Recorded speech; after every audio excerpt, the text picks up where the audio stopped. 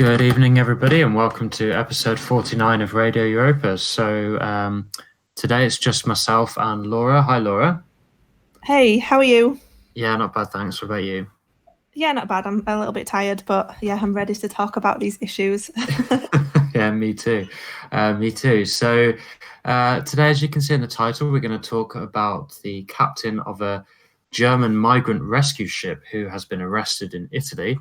And after that, we're also going to talk about the Lion of London Bridge, as the Daily Mail have dubbed him, a guy who intervened to protect people from a terrorist rampage in London, who has now himself been placed on the anti-extremism watch list. So we'll get into that in a little while. But first of all, we're going to look at this German woman who's been arrested by the Italians. So her name's Carola Rackete. She's it looks like she's in her early 30s, and she's a captain of a ship for the German sea rescue organization Sea-Watch.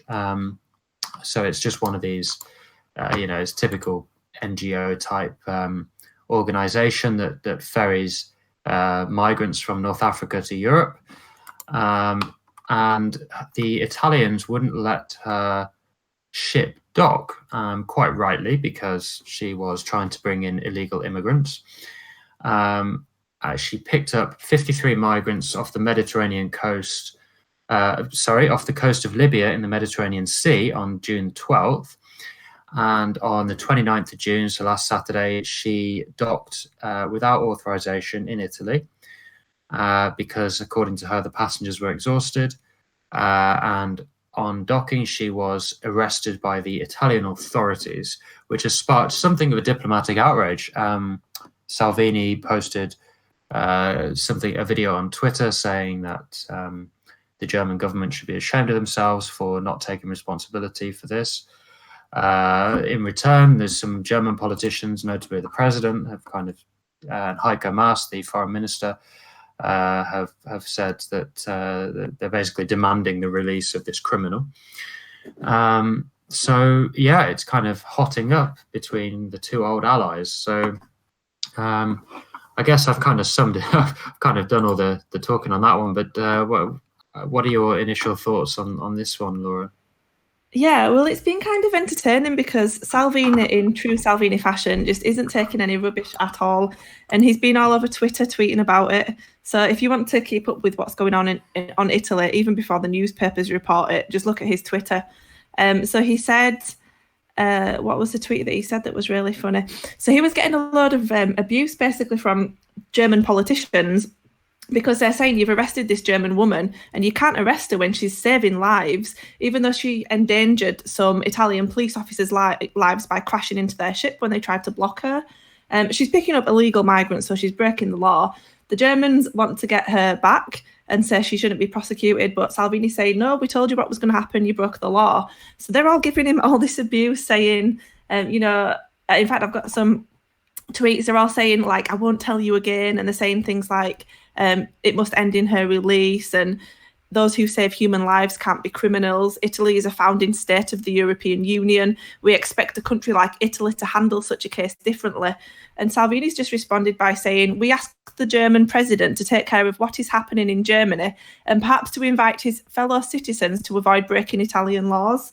And he's not budging. So I'm not sure what's going to happen, but at the end of the day, she's broke the law. I think it had 40 migrants on the ship, which was called the Sea-Watch 3. And they told her not to dock. So she sat there for 2 weeks on the ship. And then eventually she was like, no, I need to dock because situations are deteriorating on the ship.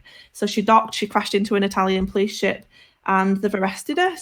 And I think the migrants have all been taken to other European countries because Salvini tweeted something about mission accomplished because he managed to get them sent to other European countries, because obviously he said he doesn't want to take them. But yeah, I stand with Salvini on this. He told you what would happen and you didn't listen to it. Yeah, I mean, it does seem kind of crazy, doesn't it? Because obviously this woman, however well-intentioned she might believe she's being, she has been warned that docking is against the law. But what amazes me about this is that the German foreign minister and the German president are kind of demanding her release. Heiko Maas said, he said, in our view, the judicial process can only end in Carola Racket's release. I would again make this clear to Italy, and then Frank-Walter Steinmeier, the German president, those who save human life cannot be criminals. But just, one good deed doesn't, or alleged good deed, they think it's a good deed, doesn't absolve an individual from criminal responsibility. So it just seems like there's this clownish way of things going on where, if you're bringing foreigners to Europe, the law doesn't apply to you, and you can break as many damn laws as you like. And it just seems, it makes me really cross, actually. I don't know about you, but it makes me really cross that, if you're an anti-white leftist, you don't have to abide by the law. Yeah, and even in Britain with illegals that are in the country, they're saying, give them amnesty, let them stay. And what message does that send to other people that want to come to the country illegally? It says if you do this, if you break the law, well, we won't enforce the law, we'll just let you stay. So they carry this message where they're saying, oh, well, they're risking their lives in the sea, we have to go get them, otherwise they'll die. But the reason that they're risking their lives is because you keep going to rescue them and because you keep admitting them into Europe. And if you stop doing that and stopped, if you sent a clear message out saying we're not going to accept you, then they would stop trying to, I nearly said fly, they'll stop trying to swim over to Europe. So it's kind of a catch-22. They're only risking their lives to begin with because you're taking them in. Yeah, exactly. We are incentivizing them to come by saying that if you just go for a swim off the coast of Libya, we'll come and pick you up. If you're a sub-Saharan African and you happen to be swimming, well, we'll give you a free ride to the gold-paved streets of Europe, as it were.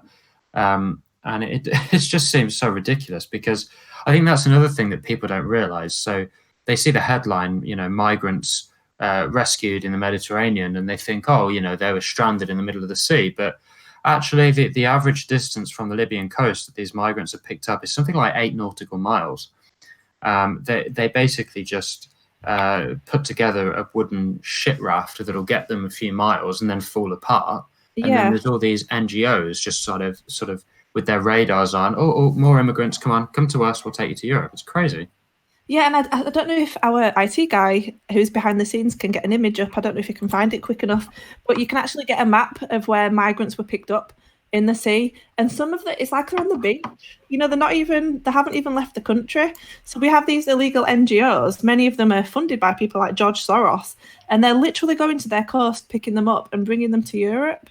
And how many more are we going to take in? Because there's an unlimited amount of them. And Europe is only a very small continent, especially, the countries at the bottom, like Italy, that have been, I know they've toughened up a lot now under Salvini, but they've been getting the worst of it.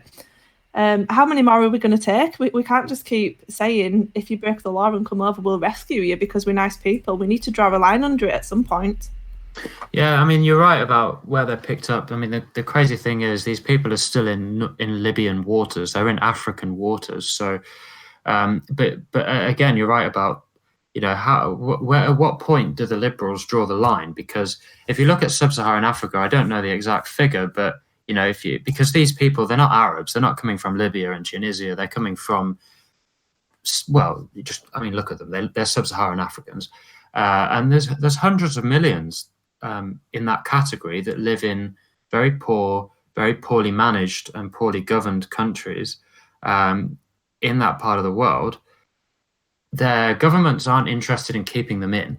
So at what point do we stop, dangling the carrot and saying, come to Europe? Because I think, even if you forget the fact that it's a masochistic attempt against the entirety of European history, if you just look at it the way the liberals do, it's a purely economic issue. It's every single extra person costs money. So, do they not reckon that if they don't draw the line, eventually they're going to run out of money to fund this crowd? You see, the maps, I think I'm a bit behind, but the maps on screen, you see a lot of them, it's Lampedusa, the Italian island, where a lot of them sort of migrate near, isn't it? Yeah, I think that one is the key migration routes. So I've not actually seen this one, but you can see the various locations that they're coming from. The one that we have up now is let me just read this: the search and rescue operations by date. So as you can see, the yellow dots were 2014, the blue dots were 2015, and then the red dots, or orange is that, were 2016. So as the years go on, they're getting closer and closer to Africa to pick them up. So that they're not even in the sea anymore. They're pretty much just above Africa. It's mental. So I mean that's 3 years ago now. So God knows where they're picking them up from now. Yeah, I mean this whole thing just doesn't make any sense because it's not a rescue operation. If you're going, I mean, if you look at the pale blue line, which denotes territorial waters, a lot of those, well, a fair number of those dots are inside Libyan waters, and some of them are only just outside. So, you know, that you can't call that a rescue. It's not a rescue. You're taking people from one nation's territory and to another. With international waters in between. So that's not a rescue, that's a ferry service, surely.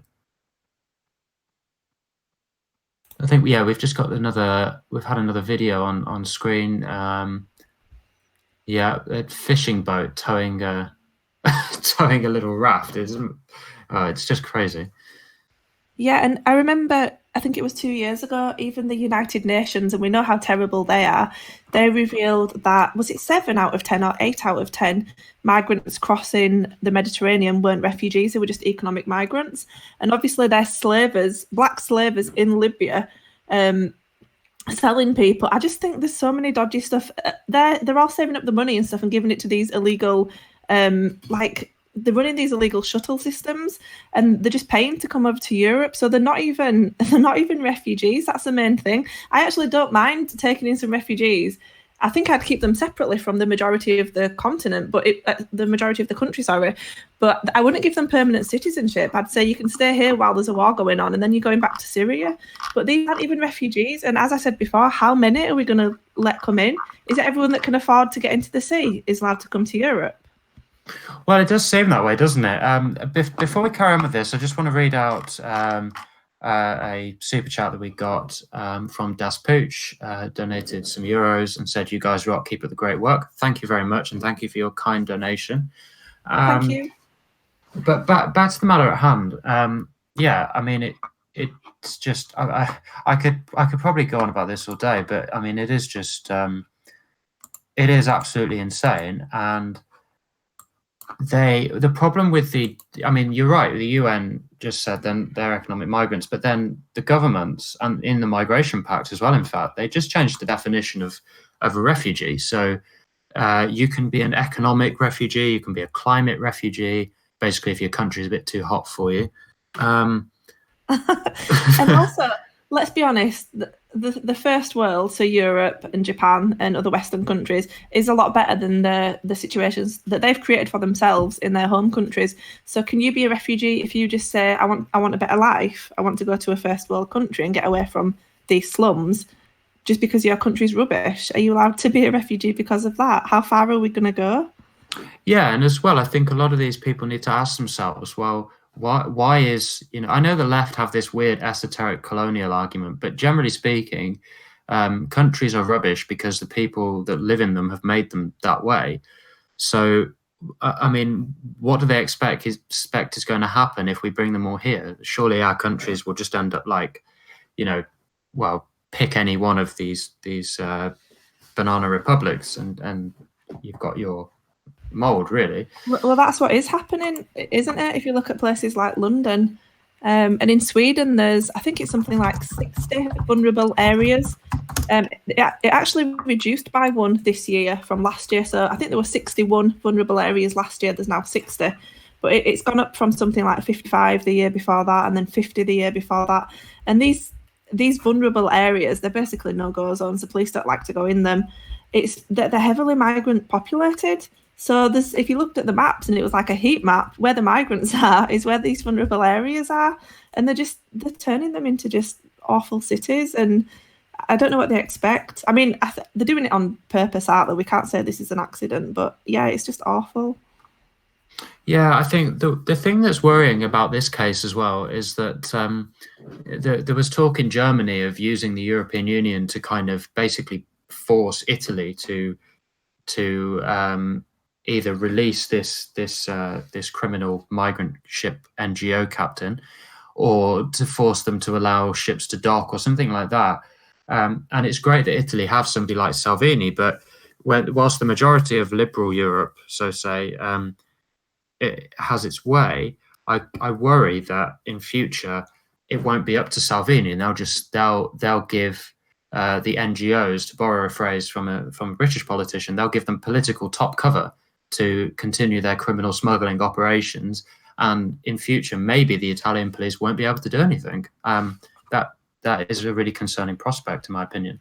Yeah, and also we know that there's the push now towards us being unable to talk about the migrant status of certain people. So was it Facebook that said, or YouTube? Maybe somebody in the chat knows.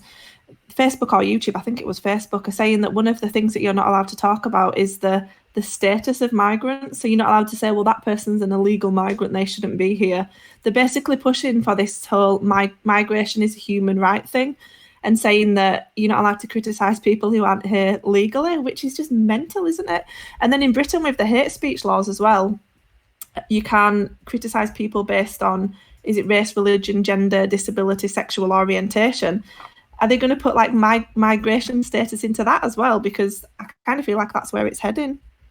Well, I could imagine that even though that's not written into the Equalities Act at the moment, that's the sort of thing that it's kind of like an unspoken law that I could imagine in a lot of European countries actually getting a police visit for, if you point out somebody. So, for instance, that Catholic woman who was she was arrested for misgendering, and because she did it repeatedly. It's like if you were to maybe draw the attention to someone's migration status repeatedly, I'm pretty sure that would already fall foul of what would it be? Something like racially aggravated harassment, or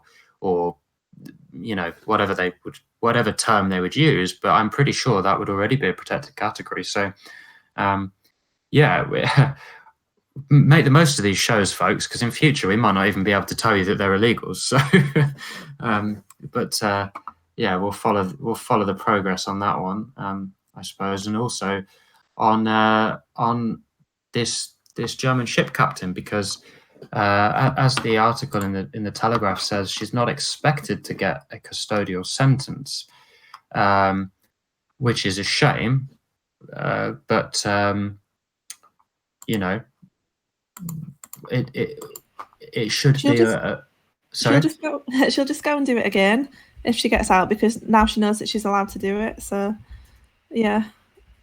Well, of course, and the EU will just guilt trip. Like Spain will have to take them. She'll dock in Spain instead of Italy, or they'll try and get rid of Salvini and then just continue the racket. So it's not a good situation, and we'll follow it closely, and we'll try and bring you guys some updates in the future if anything interesting happens with the case. But I'm not particularly optimistic that it will go anywhere near in our favour.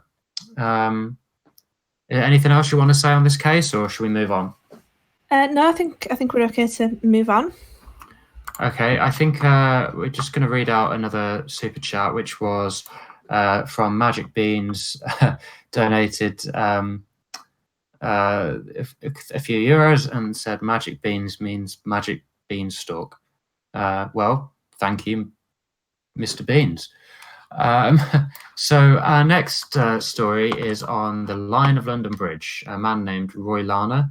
I won't tell you anymore. Laura, I believe you've looked into this, so I'll let you go ahead with this one if you like. Yeah, sure. So let me just pull up the article, because this was a story from today that caught my eye on Twitter, which is just crazy. So cast your minds back to, was it June 2017? We had 3 terror attacks in Britain. So we had the Manchester Arena terror attack, the Westminster terror attack, and the London Bridge terror attack. That was hard saying all 3 of them. And in the London Bridge terror attack, 8 people died and 48 people were injured. But there was a guy called Roy Larner, who he was known as the Lion of London Bridge because he was drinking a pint and he stood up and he started fighting the terrorists with his bare fists. And he said, "F you, I'm Millwall," which is his football team. So they were shouting, "Allah, Allah, Allah." And he was like, "So what, I'm Millwall." And he went and he was stabbed 8 times and he saved loads of people's lives. So this guy is an absolute hero. I think we can get a picture of him on the screen. So he was arrested afterwards for possessing illegal painkillers, and the mainstream media are trying to make this huge thing out of him possessing illegal painkillers. I mean, he was stabbed 8 times. Give the guy a break. Do you know what I mean? So what's basically happened is he has been contacted by what the media are describing as a far-right group. I don't know who this group are.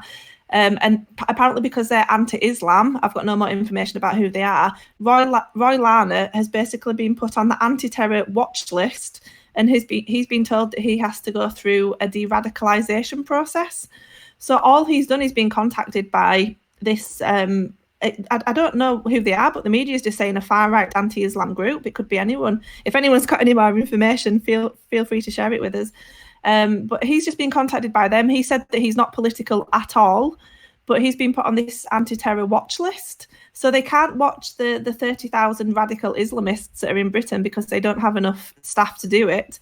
But they can watch this guy who was stabbed 8 times and saved a load of people's lives because somebody contacted him.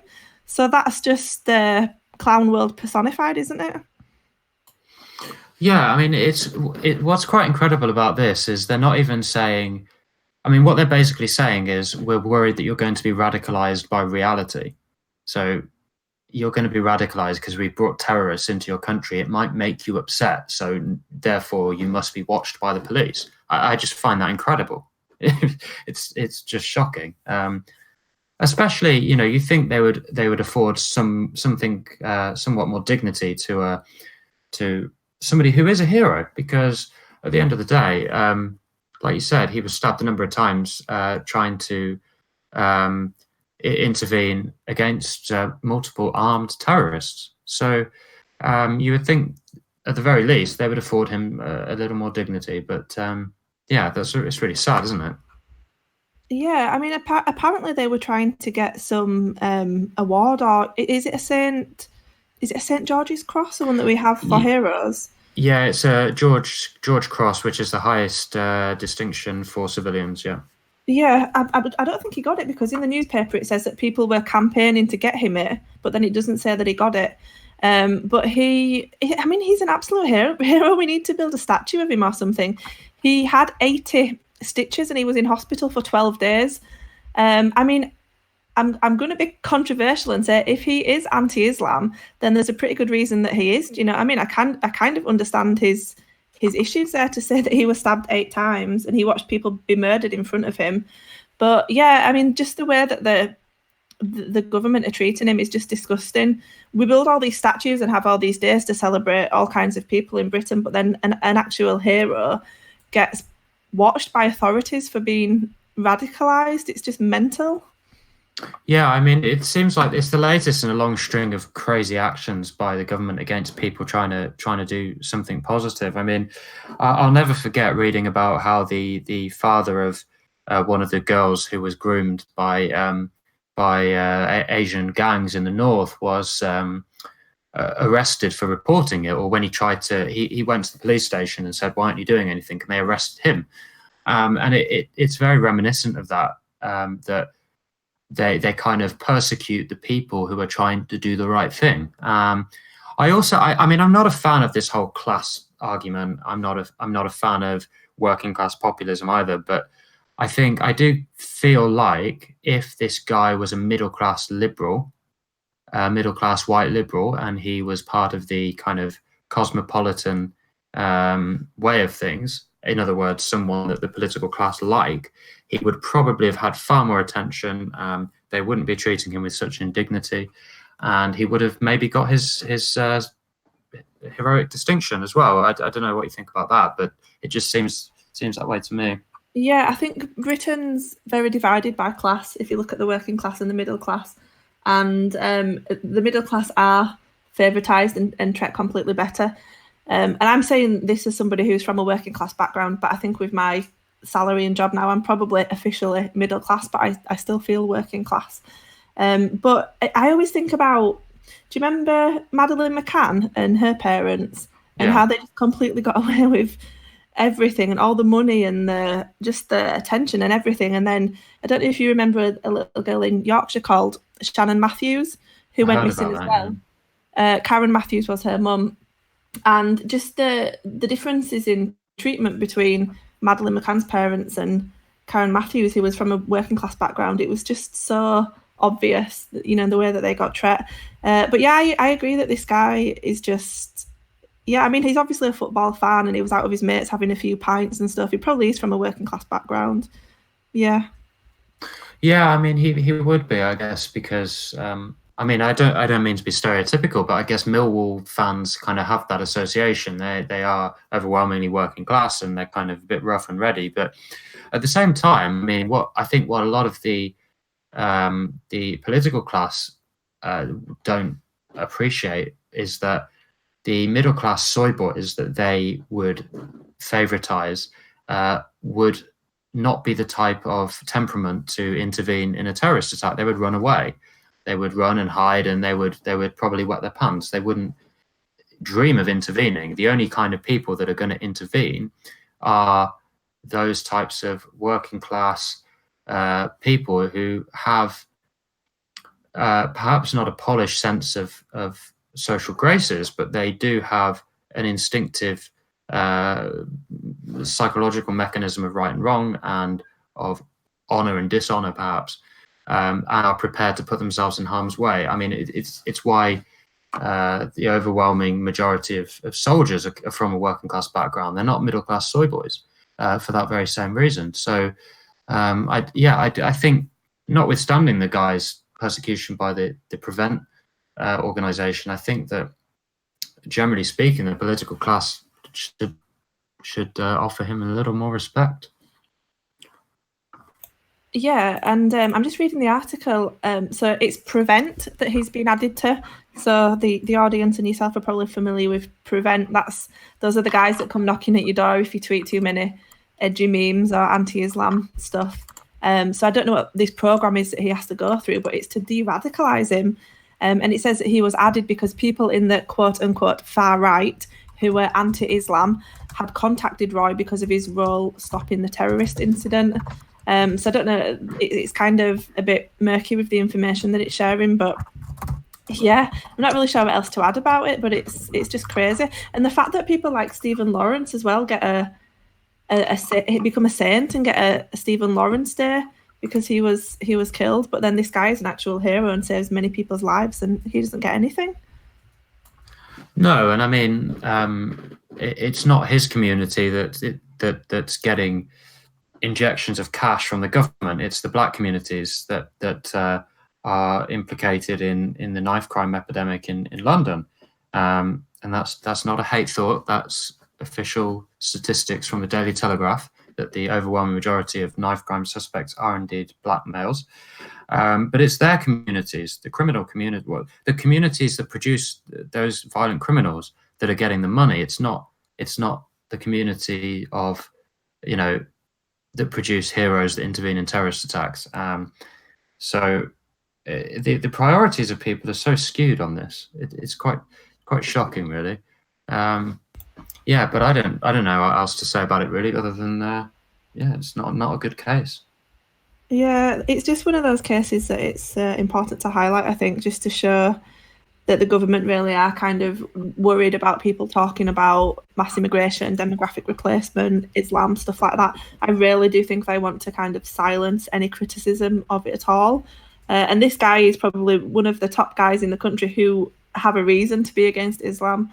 And obviously they've highlighted that. He's probably a popular guy and they're just trying to silence him and stop him from doing anything. So yeah, it is becoming quite worrying how little freedom we have to actually speak about certain things, because I've toned my YouTube channel down quite a little bit over the last few videos just because of all the suspensions, and it is becoming difficult to talk about things, isn't it? Yeah, absolutely. But on that topic, actually, because I think we might be a bit short of things to say on this one, but on the topic of the inability to speak out and the repression of those that do, I've noticed, I don't know if you've noticed this, but I've noticed that you would normally expect in cases like the Rotherham grooming gangs and all the other grooming gangs around the country, where literally tens of thousands of people have been affected, either personally or their families or whatever, you would expect at least one of them to have written a book, or one of them to have been a spokesperson in a anti-Islam movement, or to at least have joined one. But it's very rare. Actually, I can't think of any.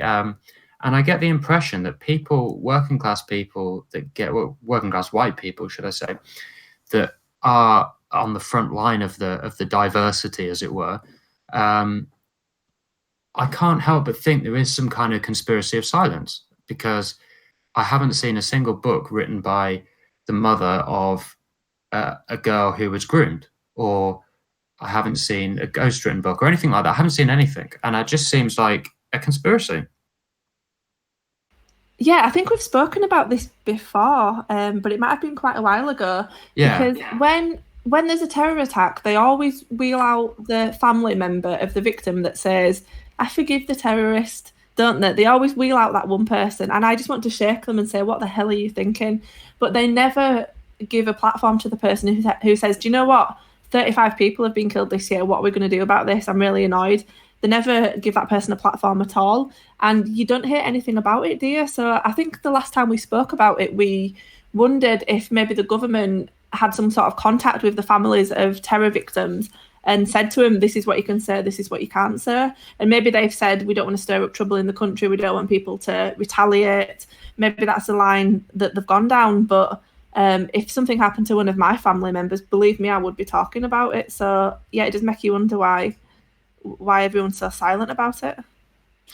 Yeah, I do think there is something going on, because I mean, the vast majority of normal people, if someone in their family was killed by a terrorist, or their especially if like their daughter was groomed by an Asian grooming gang, you know, most decent ordinary people would be incredibly angry, and they would want, not, I won't say they want blood, but they would want justice, and they would want to spread the message, and they would want to at least be heard. So it does seem, you know, absolutely just crazy that nobody seems to speak out. So, you know, personally, I think that's clear evidence of a conspiracy.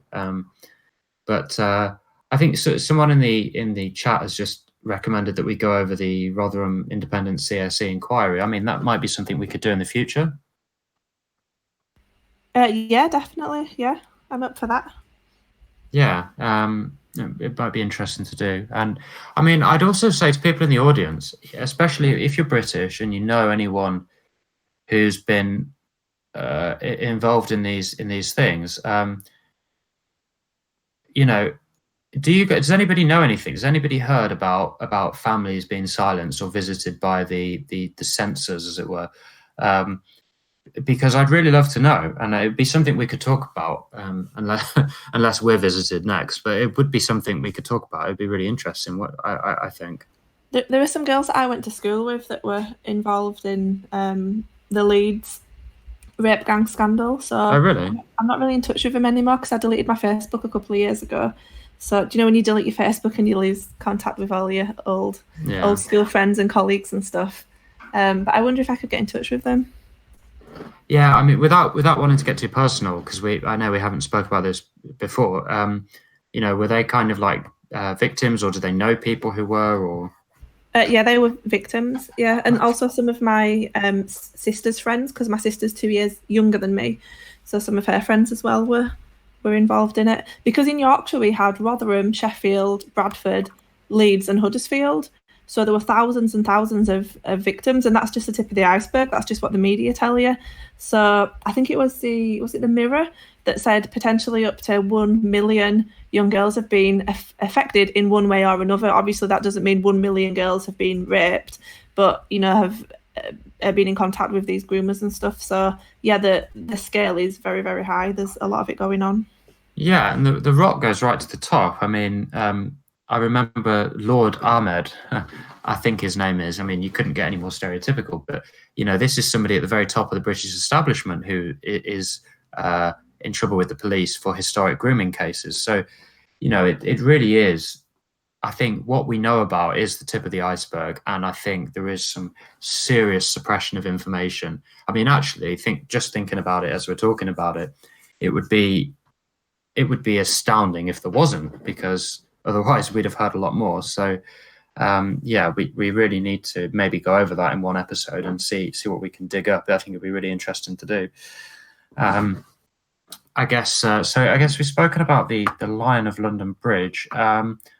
Before we finish up, I just want to say, if anyone's got any questions, then pop them in the chat, and we'll see if we can answer a couple. But also, if you don't already, please hit like and subscribe and turn the notification icon on, because then we're not on Twitter anymore, but you'll get notified when we are live on here. And if you'd like to donate, then the links are in the description below to do so. Before we sorry, were you still talking, or did I just interrupt you? No, go ahead. I was just going to say, before we finish, it might be worth giving another shout out to the base lad, the Dalai Lama, who doubled down this week and once again said that Europe is for Europeans, and sent just as many people into meltdown this week as he did back in September 2018. So I just think he's a perfect guy to be putting our talking points out there, because you can't critique him, you can't say anything bad about him. Yeah, I thought that as well. Sorry? Have you been following the Dalai Lama this week? Yeah, I thought it was really great, actually, because you're right.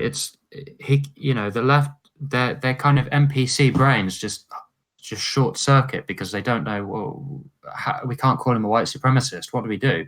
It's brilliant. I think it's fantastic. And of course, we've also got, in terms of the dangers of Islam, we have Nobel Prize winner Aung San Suu Kyi, who the leader of Myanmar, who is also down and on a level, and our favourite musician Morrissey as well. So we're getting quite the celebrity cast to. And also John Cleese, and there are quite a few celebrities who are now just sick of Brexit and are saying just get on with it. So Noel Gallagher, who we can't underestimate the size of his audience. Oasis sold, I think, about 60 million records worldwide. He has such a huge fan base, especially up in the north. And Michael Caine as well, who voted for Brexit himself. And he say something like, I'd rather be a poor master than a rich slave or something. So we have all the coolest celebrities coming out and sticking up for us. And then the left have like all these washed up comedians and BBC presenters and stuff. It's pretty funny. Sorry, I actually missed a lot of what you said there. My computer went funny, and I lost the sound until the last 10 seconds of what you said. So, is there anything I need to pick up on? I couldn't follow. Oh, not really. I was just saying that we have a lot of cool celebrities backing us up. So we have like Noel Gallagher and Michael Caine when it comes to Brexit, and John Cleese as well. I think has done a few good things over the last month or so. Morrissey, the Dalai Lama. Yeah, I think we're doing well celebrity wise. Oh, absolutely, yeah. I mean, especially on Brexit. I mean, there's people, especially people like Noel Gallagher, because I'm a massive Oasis fan, actually. Well, I was before they split up, and it's really great to see. I mean, I know he's not pro-Brexit ordinarily, but he is a Democrat, and it's really great to see people like him sticking up for the cause. So we've got a couple of questions. One from Beavis Jones. What is happening with Yellow Vest protests? Can you elaborate? Well, in France, they're still ongoing. I don't really know much. I mean, our media is basically on blackout mode. Do you know much about that? No, I haven't. I haven't actually heard about anything for about 4 weeks. But the last time I checked, they were still ongoing in France. So I don't know if anyone who's listening has any more information. But I think it's just gone on for so long now. They're not really reporting on it unless something big kind of happens. Do you know what I mean? Because didn't we get to the stage where it was like 15 weeks and we were saying every week it's still ongoing. But yeah, I don't think anything new's happened. Yeah, I think it's still ongoing though. Yeah, I mean it's been going on for like 6 months or more now. So, but I mean the British media never say anything about it. I don't know what the French do. So. There's another question from Not Knock Englishman. What is your advice for a 16-year-old white teenage boy living in Yorkshire? Laura, over to you. Is it over to me because it's based in Yorkshire? Exactly. Yeah, I could not profess to give advice to someone who's in Yorkshire. That I think that's your department. Well, I'm female, so I think maybe you should give advice to a young boy. I mean, I can do it if you want, but I don't think women should be giving advice to young men. Oh well, it depends if the advice needs to be gender specific. But well, how about I'll give general advice to a young man, and you can give Yorkshire advice. So my advice to a young teenage boy living in living anywhere is don't let the decadence of society draw you in. Stay true to decent values and even when everything's being consumed by the clown around you, try and remember what's good and decent. Yeah, I would probably say try and find something that you're good at and a way that you can support yourself through doing that. So a way to make money, and ideally something that can help us, British people, white people. So I don't know if you could become a lawyer or work in academia, or I mean, even jobs like engineering and stuff would be, or SEO, not Bitcoin and all that kind of stuff. Just something that can help you to support yourself, but also maybe help the wider cause as well. I think that would be a good way to go. And obviously it's good to earn money while you're young, and then you can like buy your own place to live and meet a nice girl and settle down and stuff. So yeah, that's what I'd say. Don't live in Bradford as well. If you live in Yorkshire, move out of Bradford.